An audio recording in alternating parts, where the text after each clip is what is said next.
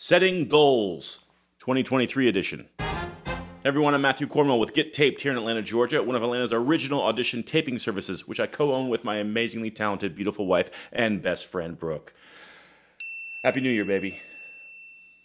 And now on to our topic.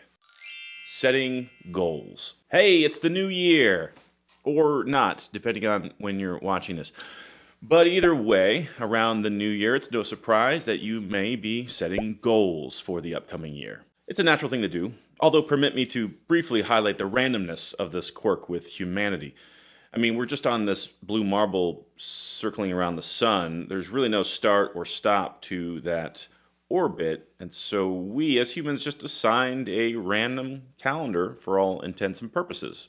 So January 1st has no real significance if you think about it. We've just assigned it to have significance. That, and people tend to take time off and reflect in the week or two leading up to January 1st. These factors compound to place a lot of importance on the beginning of a new year. And hey, it is a great time to take stock of the previous year and to rev up our engines for the upcoming year. And as I move forward in this video, I will not be using the word resolutions. I don't make resolutions. I don't really like that word, because that word in today's vernacular carries with it the expectation that by February 1st, you'll have failed. So instead, I want to focus on the word goals, and I want to distinguish that word from another word, which is dreams. Too often, actors specifically can confuse these two, setting themselves up for feelings of inadequacy, failure, shame, etc. So let's dive in. The way I'm distinguishing between dreams and goals is as follows. Dreams are things that seem impossible, and they seem very far out into the future, and they may be career-related or not.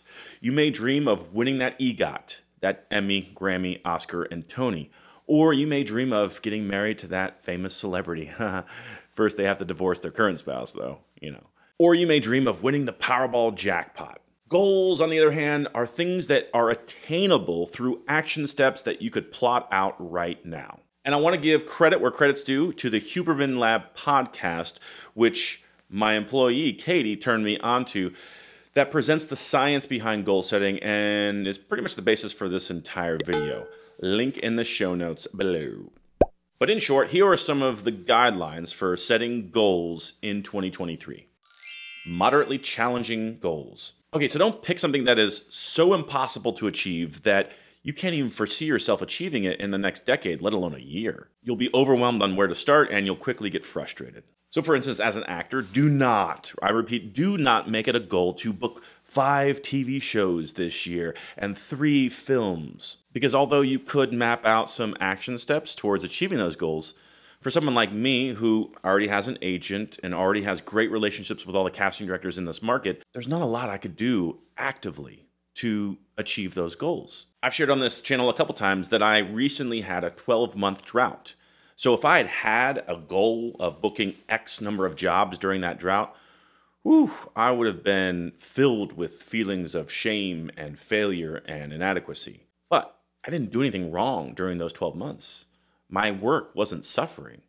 I just wasn't in control of those outcomes. So that would have been terrible goals to have set for myself, because I'd be sitting here in a pool of tears if I had. So setting a number of bookings as your goal is, in my opinion, a huge mistake. Instead, make your goal something more achievable, but not too easy. So for instance, don't make your goal for the entire year to be memorizing a sonnet from Shakespeare.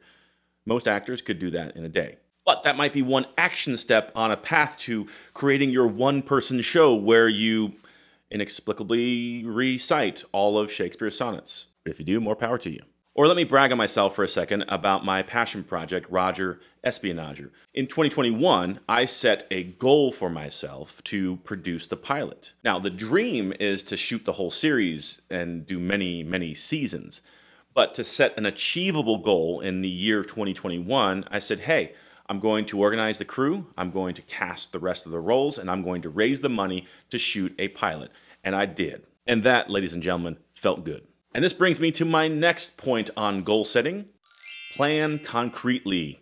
Once you have a moderately challenging goal, you need to make action steps. It's not enough to just put the goal on the vision board. You need to plot out actual steps to achieving that goal. So let's say your goal for this year is to get a new or better agent or manager. That's a pretty good goal because although you're not in total control of whether that person eventually says yes or no, with enough persistence over the course of 12 months, there's a high probability that you will achieve that goal. So now that you have that goal, let's write out the steps. If you have the agent already and are looking for the manager, then perhaps your first step is to contact your agent and ask for some advice or recommendations on managers that they currently work with or like working with. Another step might be to get on IMDb Pro and search for managers that seem to be a good fit for you. Another step would definitely be to make sure all of your materials, your headshots, resumes, websites are in order and that your brand is consistent across all social media. Now, this next step, straight from the Hubmerman Lab Podcast, may be a little counterintuitive. Foreshadow Failure. Now, at the beginning of the year when you're setting your goal, or goals, but when it comes to these big picture goals, don't try to go after more than 1 to 3 per year. Anyway, at the beginning of the process, it is good to think about success, to dream about what it's going to be like on the other side of this goal, what it would mean for your career, your bank account, etc. But apparently the research shows, and don't take my word for it, seriously, go watch or listen to this podcast that I have linked in the show notes below to hear for yourself, that once you get started on a goal, visualizing failure is actually more helpful than visualizing success. But it kind of makes sense. You see, as humans, on the spectrum of pleasure and pain, we as a human race will do more to avoid pain than we will to seek pleasure. It's a weird phenomenon that is well documented in many different research experiments, of which I have not cited any in the show notes below. But just take my word for it. In fact, let's take the example of a fitness goal like going couch to marathon over the course of a year. You've plotted out all of your workouts to get from couch to marathon. Maybe you downloaded it, maybe you consulted a professional, whatever. And now a random Tuesday comes by and you decide that you're not feeling like doing that run today. You're too busy, you're too lazy, etc. You could do one of two things to try to motivate yourself. You could think of how good your body will feel after you do that run. But what will be more effective for motivating you is if you think about how not doing the run will slow down your progress, will cause you to be a day behind, will not get you to your goal. By focusing on that perceived failure instead of what you'll feel like if you do the thing, you'll actually tend to be more motivated. At least that's what the research suggests. The important caveat here is that you're not shaming yourself for this perceived failure. Instead, you're just looking at the pros and the cons and focusing more on the cons, more on the negative consequences of not doing today's task and using that for motivation. And lastly, use focal points. In the Hubmerman Lab Podcast, he talks about using actual focal points in space as a way to activate your body and get it ready for accomplishing tasks. Now, I'm not going to go into detail here because he is so much more eloquent in describing not only the task, but also the science behind it. But I will tease one exercise that he shared, which is to find a point in space and stare at it for 30 seconds without moving and without blinking if you can. Doing this starts to activate your brain in a way that will actually make you more focused for the task at hand. Again, watch the podcast to get a little bit more detail and background on why that's true. So to summarize, for this year, do not set impossible goals and do not set easy goals.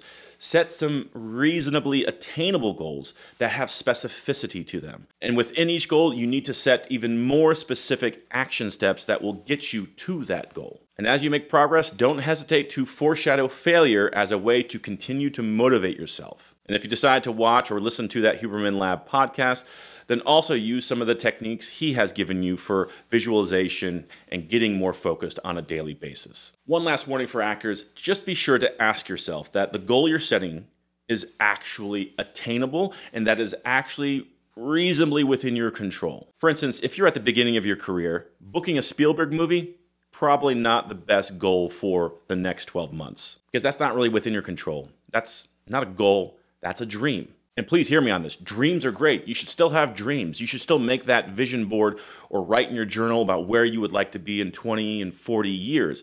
But what we're talking about in this video is goals for the next 12 months that are achievable. Feel free to share your goals in the comments below or ask me to clarify even further the difference between dreams and goals as I see them.